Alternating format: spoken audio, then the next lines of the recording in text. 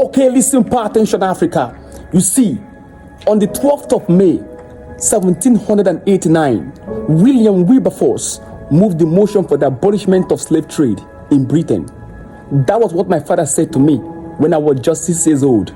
You see, as far as my father was concerned, William Wilberforce was a hero. But what I'm about to tell you today is what I wish my father was here to hear today. But I know that my father is here even as I'm speaking to you.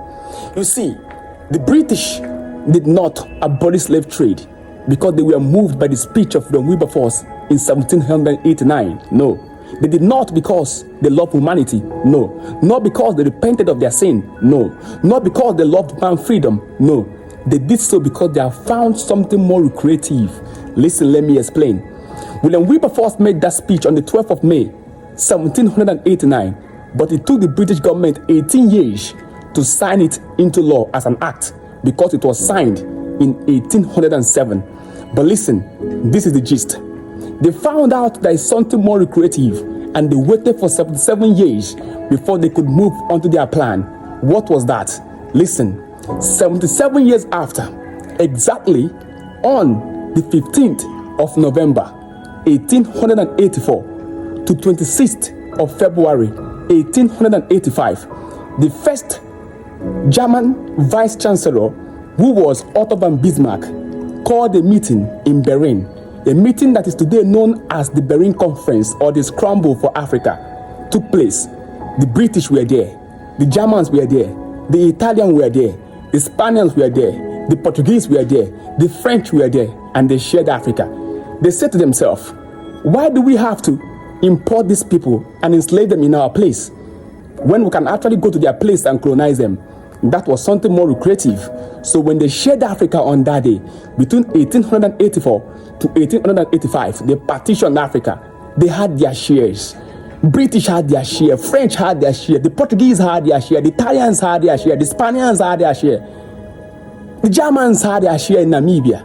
And then, when they came to Africa, and then they colonized us in their own way, their own subtle way. So when they allowed us to have what is called independence, it was not because they thought that we need to be independent.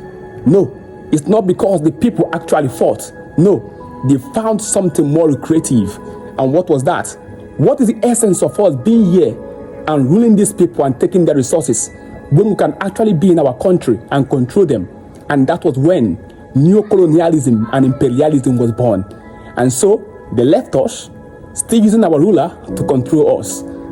They always found something more lucrative.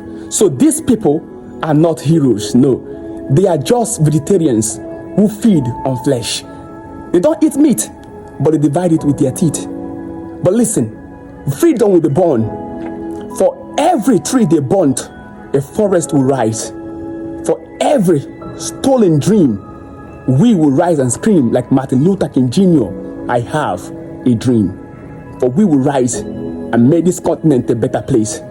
For we are not just victims of greed. We are seeds of resistance. And we are Africans making Africa great.